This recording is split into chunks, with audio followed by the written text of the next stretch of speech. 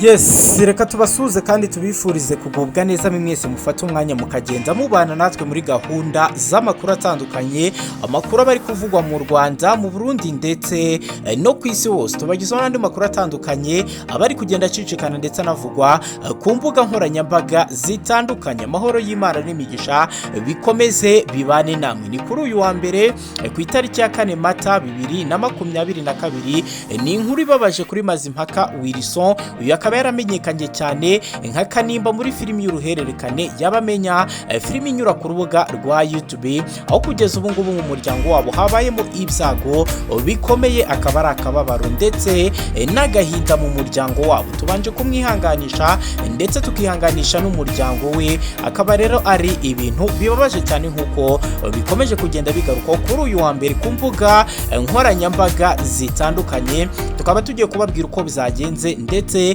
tukanababwira ibikomeje kugenda bivugwa ku mbuga nkoranyambaga, akomeje kugenda hacicikana ubutumwa bwihanganisha Kanimba cyangwa se Mazimpaka Wilson ku byago yagize. Akaba ari ibintu byamenyekanye mu gitondo cyo kuri uyu wa mbere ku itariki ya 4 Mata 2022, nk'uko rero byagaragaye mu gitondo cyo kuri uyu wa mbere, nibwo Kanimba cyangwa se Mazimpaka Wilson yashyize post ku rubuga rwe rwa Instagram, akaba yabanje gushyiraho ifoto igaragaza umubyeyi we witabye Imana, arangije ashyiraho indi foto igaragaza isaha umubyeyi we yitabyeho Imana ndetse n'itariki, aho yagaragaje ko umubyeyi we yitabye Imana ku isaha ya saa 9 mu gitondo cyo kuri uyu wa mbere ku itariki ya 4 Mata 2022. Kuri iyi foto hari handitse amagambo agira ati rest in peace daddy, arangije ashyiraho aka emoji karira ndetse n'agatima gatandukanye, ibintu byagaragaje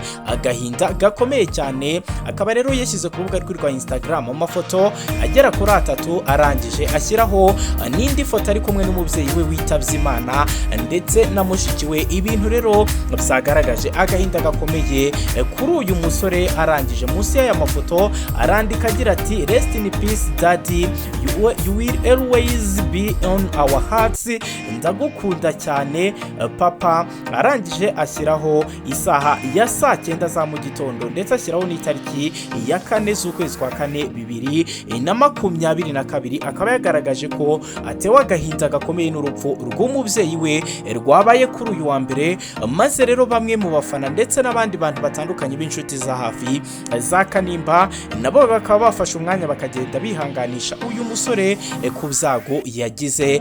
Nk'uko rero tugiye kugaruka muri bimwe mu bitekerezo byagiye bitangwa nyuma y'uko Kanimba yari amaze gutangaza ko umubyeyi we yitabye Imana. Akaba rero ari inkuru yaje ari akababaro ku bantu, by'umwihariko abari basanzwe baziranye bya hafi na Kanimba. Tukaba tuboneyeho kumwifuriza iruko ridashiriye umubyeyi we witabye Imana mu gitondo cyo kuri uyu wa mbere ku itariki ya 4 Mata 2022. Amwe mu makuru twahawe n'umwe mu nshuti za hafi za Kanimba utashatse ko amazina ye atangazwa, nuko yadutangarije ko umubyeyi uyu Kanimba yitabye Imana aho yari ari mu bitaro bya Kibagabaga. Akaba ariho yitabye Imana aho yari amaze iminsi arwariye, nubwo atadutangarije atubwire impamvu cyangwa se atubwire uburwayi bwahitanye uyu mubyeyi. Akaba yatubwiye ko uyu mubyeyi we yari amaze iminsi arwariye mu bitaro bya Kibagabaga. Akaba ari ibitaro biherereye mu karere ka Gasabo mu mujyi wa Kigali. Akaba ari inkuru ibabaje cyane ndetse inateye agahinda kuri uyu musore umaze kugira izina rikomeye muri sinema nyarwanda, by'umwihariko muri filimi y'uruhererekane y'abamenya, aho abantu benshi bababajwe bikomeye n'urupfu rw'umubyeyi we. Natwe twaba dukomeje kugenda tumubwira ati yihangane ndetse Imana ituze heza umubyeyi we, nk'uko ari ibintu bibabaje cyane. Nyuma y'uko Kanimba yari amaze gushyira ubutumwa bw'akababaro ku rubuga rwe rwa Instagram, abantu batandukanye bakaba bagize icyo bavuga kuri iyi nkuru ibabaje cyane. Ni mu gihe kitagize ati sorry mon frère, rip to the papa, arangije ashyiraho akamenyetso k'amarira bigaragaza ko ari ibintu byamubabaje. Ni mu gihe Kimenyi Yves yagize ati pole sana muvandimwe, nyagasani amutuze heza. Ni mu gihe Alice yagize ati condoléance, wihangane birababaje cyane. Ni mu gihe uwitwa Guys Mose we yagize ati take heart my brother, may your dad soul rest in peace. Arangije ashyiraho akamenyetso cyangwa se aka emojis kagaragaza amarira menshi. Ni mu gihe Rosine Murerwa yagize ati oh my sincere condolences, ashyiraho atagging Instagram ye. Arangije agira ati may his soul rest in peace. Arangije ashyiraho akamenyetso kamarira cyangwa se kakababaro. Ni mu gihe rero kugeza ubu ngubu abantu barenga 100 bamaze kugenera Kanimba ubutumwa bumwihanganisha ndetse bukomeza n'umuryango we kuri ibi byago yagize, aho abantu batandukanye bakomeje kugenda bagaragaza uburyo ki uru rupfu rw'uyu mubyeyi wa Kanimba ari urupfu rubabaje cyane, aho bamwe bakomeje kugenda bagaragaza ko umubyeyi we yitabye Imana akiri muto, dore ko kugeza nk'uko bigaragara ku mafoto bigaragara ko umubyeyi we yari umubyeyi ugikomeye ndetse ugifite n'imbaraga, aho yari ibintu bibabaje cyane. Ni mu gihe witwa rizagize ati birababaje cyane kubura umubyeyi wawe, bihangane Imana imutuze heza, gusa nta kundi Imana niyo izi byose.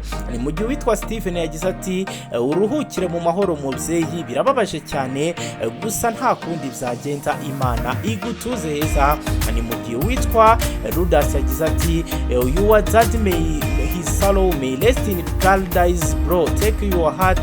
Arangije ashyira ataginga Instagram ya Kanimba, akaba rero ari bumwe mu butumwa bwihanganisha uyu musore wagize ibyago. Abantu batandukanye bakomeje kugenda bamugenera binyuze ku rubuga rwe rwa Instagram, aho mu gitondo aribwo yatangaje ibi byago bikomeye umuryango we wagize byo kubura umubyeyi wari mwiza, ndetse aho Kanimba yagaragaje ko yamweretse urukundo ndetse ko yakoze n'ibishoboka byose kugira ngo amwiteho. Akaba ari ibintu bibabaje cyane ndetse binateye agahinda, natwe tukaba tumwifurije ko uyu mubyeyi we yaruhukira mu mahoro, ndetse tukanihanganisha Kanimba ndetse n'umuryango we kuri ibi byago bikomeye bagize. Mwibutse ko Kanimba amazina yitwa Mazimpaka Wilson, akaba umusore wakunzwe cyane muri sinema nyarwanda, by'umwihariko akaba yaragaragaye bwa mbere muri filimi y'uruhererekane y'abamenya inyura ku rubuga rwa YouTube, aho imikinire ndetse n'uburyo agenda yagitingamo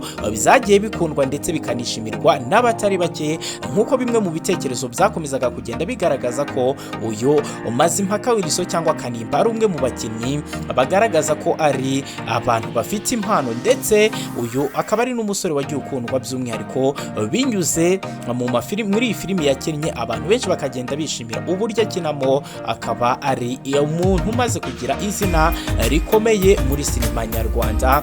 Kugeza ubu ngubu rero ubwo dukora iyi nkuru, ntabwo amatariki cyangwa se izindi gahunda zijyanye n'imihango yo gushyingura cyangwa koherekeza uyu mubyeyi nyakwigendera Papa Kanimba itariki iramenyekana, ndetse turi buze kubagezaho indi nkuru nyuma yo kumenya izindi gahunda ziri bukurikireho. Tukaba twihanganishije umuryango wa Mazimpaka Wilson, abavandimwe be ndetse n'abandi batandukanye ndetse n'inshuti z'iyi miryango ko kuba bagize ibyago. Ndagushimira cyane.